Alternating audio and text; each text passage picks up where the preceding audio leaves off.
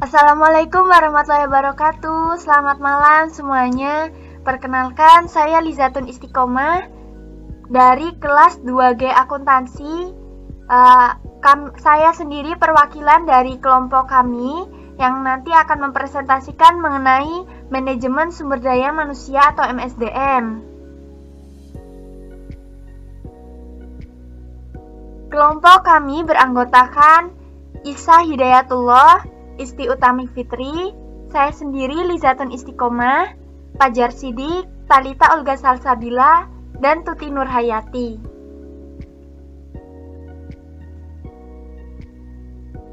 Konsep materi MSDM yang akan kita bahas pada kesempatan kali ini ada pengertian dari MSDM, lalu ada persamaan dan perbedaan manajemen personalia dengan MSDM, ketiga ada fungsi manajerial MSDM, yang keempat ada fungsi operasional, yang kelima ada tujuan MSDM, dan yang terakhir ada manfaat MSDM. Untuk slide berikutnya, mengenai pengertian MSDM dari Hasibuan tahun 2006. MSDM atau Manajemen Sumber Daya Manusia, yaitu ilmu dan seni mengatur hubungan dan peranan tenaga kerja agar efektif dan efisien, membantu terwujudnya tujuan perusahaan, karyawan, dan masyarakat.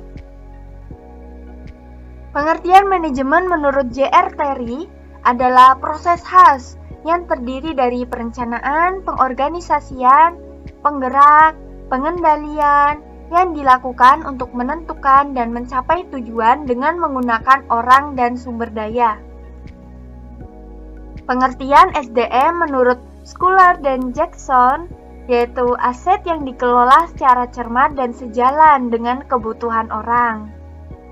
Sedangkan MSDM menurut Mondi tahun 2008 adalah pemanfaatan individu untuk mencapai tujuan organisasi.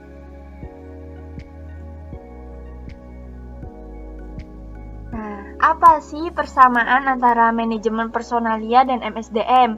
Keduanya sama-sama mengatur tentang manusia.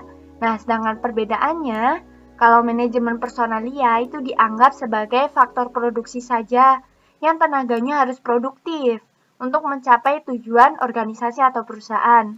Sedangkan MSDM ini dianggap sebagai aset atau kekayaan yang berharga, jadi harus dipelihara dan dipenuhi kebutuhannya dengan baik sehingga efektif dan efisien dalam mencapai tujuan organisasi.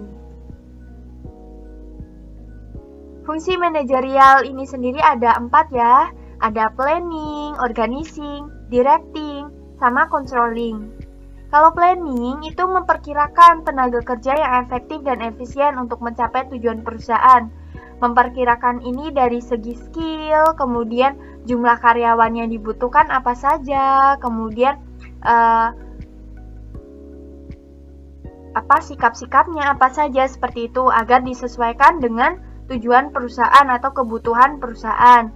Lalu ada organizing, yaitu kegiatan mengatur pegawai dengan meletakkan job deskripsi, yaitu ada pembagian kerja, hubungan kerja, delegasi wewenang, integrasi, dan koordinasi supaya satu sama lain itu tidak tumpang tindih. Yang ketiga itu ada directing atau pengarahan, yaitu memberi petunjuk ke pegawai agar mau bekerja sama secara efektif dan efisien, tentunya untuk mencapai tujuan organisasi. Lalu yang terakhir ada controlling atau pengendalian, yaitu mengawasi bagaimana tenaga kerja melakukan pekerjaan sesuai aturan, sesuai SOP, seperti itu. Lalu di sini ada fungsi operasional dari MSDM. Ada 6 ya, ada procurement atau pengadaan, development atau pengembangan, compensation, integration, maintenance, dan separation atau pemisahan. Procurement atau pengadaan yaitu mendapatkan jenis dan jumlah SDM untuk mencapai tujuan organisasi, berkaitan dengan bagaimana pengaturan kebutuhan SDM tersebut, antara lain seperti rekrutmen, relaksian, penempatan, seperti itu. Selanjutnya ada development atau pengembangan, yaitu mengembangkan skill yang sudah ada dengan pelatihan. Jadi, dengan MSDM, kita itu bisa mengetahui skill yang karyawan punya itu apa saja. Nah, tugas dari perusahaan itu mengembangkan skill yang sudah ada supaya lebih bagus lagi, lebih efektif lagi dengan pelatihan, motivation training, seperti itu. Ketiga ada compensation, yaitu memberikan upah yang cukup dan wajar sesuai peraturan yang berlaku dan setimpal dengan kontribusi yang diberikan sumber daya manusia tersebut. Yang keempat ada integration, yaitu meminta sumber daya manusia untuk mengubah sikapnya supaya memiliki persepsi sama yang menguntungkan perusahaan.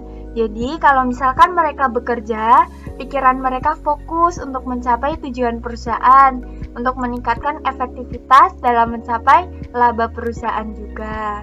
Yang kelima ada maintenance atau pemeliharaan, yaitu sumber daya manusia tersebut berusaha mempertahankan dan meningkatkan kualitas yang sudah ada, dipelihara kualitasnya supaya lebih bagus lagi begitu ya.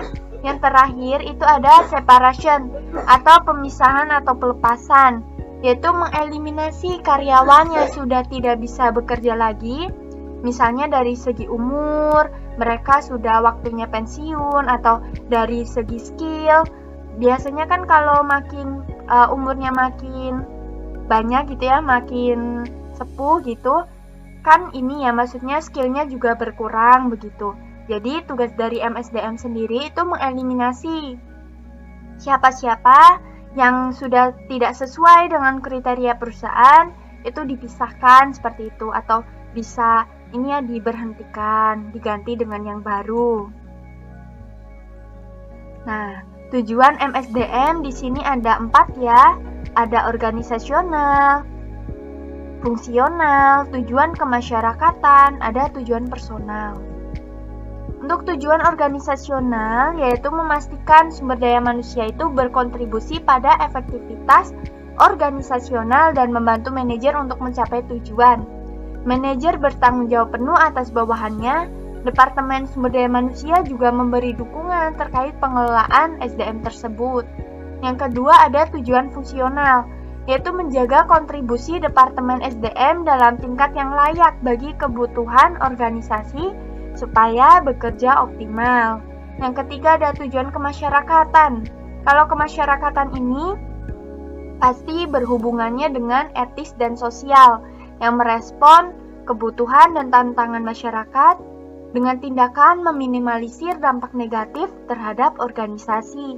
Dan yang terakhir itu ada tujuan personal, yaitu membantu para karyawan untuk mencapai tujuan pribadi mereka sejauh tujuannya itu masih beriringan atau berdampingan dengan perusahaan ya, dan mendorong kontribusi individual bagi organisasi.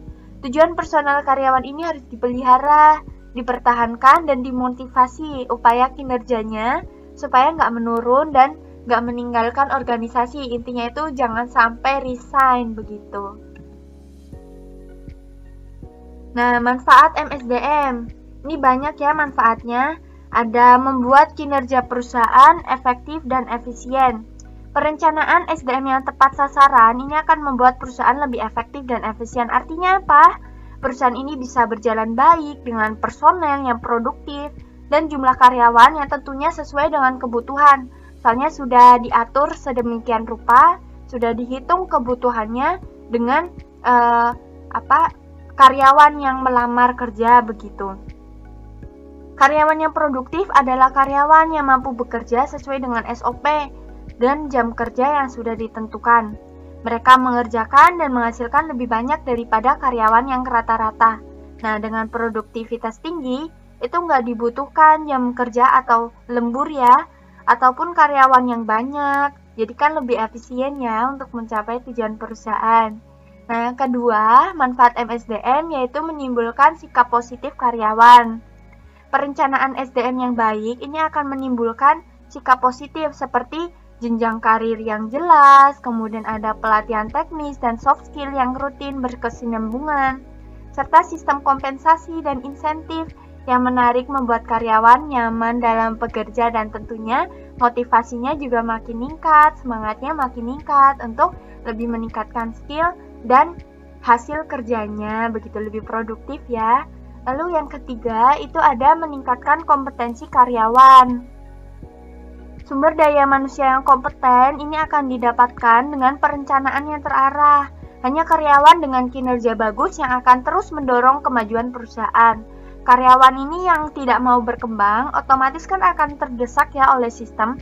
Mereka ini tidak bisa lagi mengandalkan senioritas dalam lingkup pekerjaan, begitu. Yang keempat ada memperkuat posisi perusahaan di tengah persaingan. Nah, banyak perusahaan berlomba-lomba kan untuk menjadi yang lebih unggul. Namun, itu kan nggak semua perusahaan mampu saling mengungguli satu sama lain.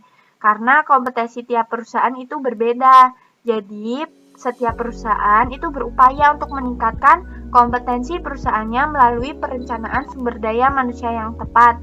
Ketika perusahaan mempunyai kompetensi yang cukup, perusahaan tentunya akan lebih kokoh dan kuat walau arus persaingan bisnis antar perusahaan ini makin ke depan itu makin ketat. Nah, sekian dan terima kasih ya untuk presentasinya. Mungkin itu saja yang bisa kami jelaskan kepada teman-teman. Barangkali ada yang mau ditanyakan atau memberi kritik saran yang membangun untuk kelompok kami di presentasi selanjutnya, bisa diinfokan di kolom komentar. Terima kasih semuanya. Selamat malam. Wassalamualaikum warahmatullahi wabarakatuh.